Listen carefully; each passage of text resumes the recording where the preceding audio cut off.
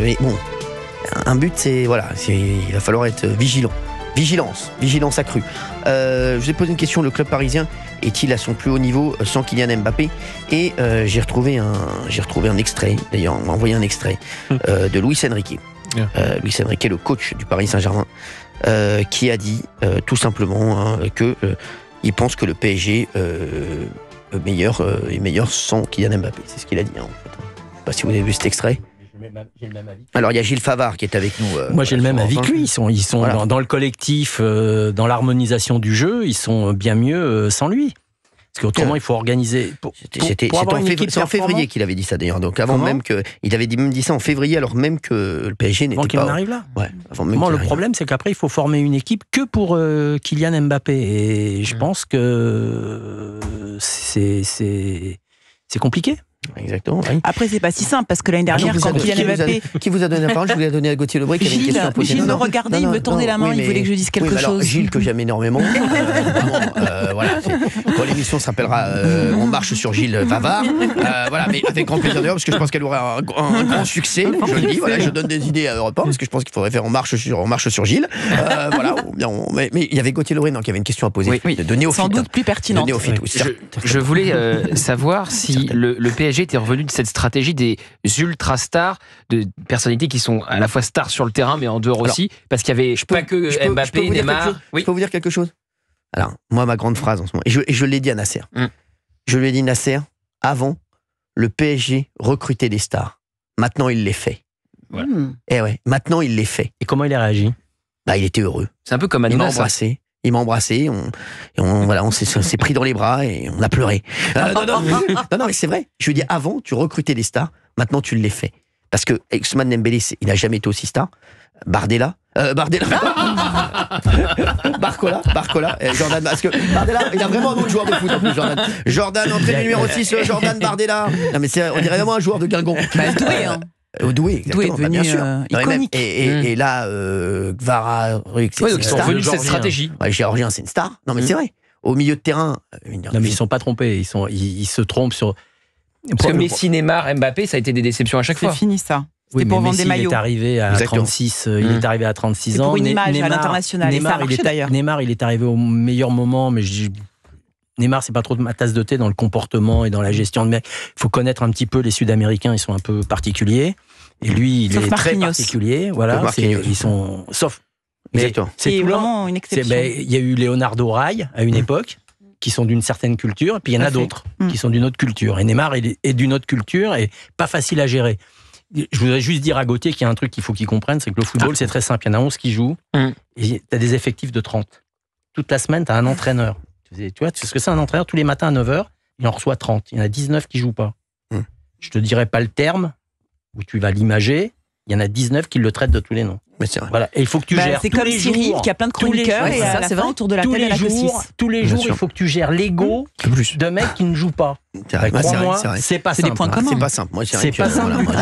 Il faut trouver les bons mots. Moi, ça va enrober. Mais moi, je reprends. Vous avez pas entendu tout à l'heure, mais je suis d'accord avec le parallèle avec Cyril. Oui, bien sûr. Sur les stars notamment. Il ne recrute pas les stars, il les fait. Voilà, bravo. Tu disais ça pour toi? Oui. Ah non, oui. Mais moi je le dis pour Gauthier. J'ai pas peur de le dire. J'ai pas peur de le dire pour toi, Gauthier. Voilà, je le dis pour Gauthier. Voilà, j'ai pas peur de le dire. Et Rosie, j'avais juste une petite remarque par rapport à ce qu'a dit Monsieur Gilles tout à l'heure. Attendez, je crois qu'on a une auditrice sur Europe 1. Vous avez mis cette auditrice à l'antenne? Qui vous a demandé? Non mais franchement, j'appelle de Toulouse. Non, je connais pas rien au foot. Arrête, il veut pécho tout le monde. Il est sur Belaï, maintenant il est sur Géraldine. Non mais c'est insupportable. Non mais arrête un peu d'Artigol, sans rigoler d'Artigol. C'est bon. Je retire ce que j'ai dit. Je vais appeler Corinne, ça va te calmer. Merci. Oui, Géraldine Maillet. Non, une petite remarque par rapport à ce qu'a dit l'excellent Gilles tout à l'heure. Merci. Et parce que vous avez dit en gros que le coach parisien disait qu'en fait l'équipe n'avait jamais aussi bien joué. Elle va nous dire mais le coach il dit n'importe quoi. Non, pas du tout. C'est pas du tout ce que je suis en train de dire. Juste l'année dernière quand Kylian Mbappé était dans le loft et que donc il n'était pas dans l'effectif du PSG, Luis Enrique a tout fait pour qu'il revienne quand même dans l'équipe. Il avait quand même besoin, parce qu'on perdait tout le temps, et il avait quand même besoin de Kylian Mbappé dans l'équipe. Ça n'a rien à voir. Je vais vous expliquer pourquoi. Expliquez-moi la vie. Ça n'a rien à voir. Ça n'a rien à voir. On n'avait pas besoin de Mbappé à cette époque-là. Mais pas du tout. À cette époque-là, il avait construit. Il avait construit le Loft. C'est une émission de télé. Non, mais le Loft, il jouait pas. Oui, il jouait pas. Il était mis de côté parce qu'il avait un différend administratif avec le club. Et d'ailleurs, ça part de là. Et ça part de là. Pour rejouer, il tape dans la main de Nasser El Khelaifi lui disant c'est à partir de là. Ah, bien sûr que c'est là. Pour rejouer, parce que pourquoi il fait ça, Kylian Mbappé? Parce que il y a l'équipe de France. Et il sait que, et moi j'en ai parlé même, avec des gens, il savait Kylian Mbappé que si il ne jouait pas, équipe de France, Didier pouvait pas le prendre. Didier Deschamps ne pouvait pas le prendre en équipe de France, il restait 6 mois sans jouer. Donc Luis Enrique à cette époque-là n'avait pas du tout besoin de Kylian Mbappé. Ça n'a rien à voir. Si, il avait besoin. Mais à l'époque, Luis Enrique avait construit son équipe autour de Kylian Mbappé. Donc il en avait besoin. Non, mais c'est normal quand tu construis un tour. Mais Nasser et Kylian Mbappé avaient tapé dans la main pour dire tu rejoues. Mais on se met d'accord sur ça. Ils ont dit d'accord, et ensuite il y a eu ce qu'on a vu. Et voilà. Après, c'est parole contre parole. Il n'y avait pas de témoin. Non, mais c'est sûr, c'est ça. Tout le monde le sait. Sinon, il aurait pas rejoué Kylian Mbappé. Sinon, Nasser El Khelaifi, il avait aucun intérêt à le faire. Si un coach qui dit j'en ai vraiment besoin, S'il y a des problèmes avec un joueur, c'est Nasser El Khelaifi qui tranche à la fin. C'est comme moi ici. Si demain, c'est moi qui tranche. Cyril a besoin de toi. Oui. Parce que tu représentes 500 000 auditeurs de plus. Oui. Même si c'était. Ça serait. Même si. Oui, 5 000. Je répète, 500 000. Oui. S'il y a un différent, si tu as un différent avec au-dessus de sa tête administratif avec la haute direction d'Europe numéro 1, il va tout faire pour que tu sois à l'antenne. C'est normal. Exactement. Voilà, c'est la même chose. Un coach, c'est la même chose. Non, moi, s'il y a un différent comme celui-là, franchement. Toi, tu l'as dit. Non, je la fous dehors. Donc voilà. Franchement, non, mais je te le dis. Mais avec perte et fracas, je dirais à la direction. Excuse-moi, j'ai pas mauvais exemple. Non, mais t'as pris un mauvais exemple. Non, mais franchement. Non, mais je te le dis. Moi, je dirais non, mais j'en veux pas. Ah non, mais moi, c'est très simple. Ils viennent me voir, ils me disent on a un différent avec Géraldine Maillet. On lui doit. Elle veut pas mettre une croix sur son contrat, etc. Est-ce que tu la prends? Mais je lui dis, mais pas du tout. Il y a plein d'autres champions de talent. T'inquiète pas, T'inquiète pas, on va faire rentrer Gilles Verdez.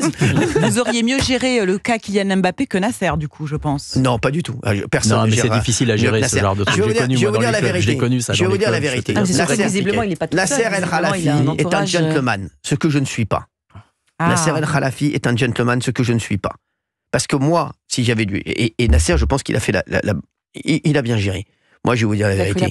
Kylian Mbappé, je sais qu'il a signé au Real Madrid, qu'il me l'a pas dit, et qu'il est en train de me la faire à l'envers.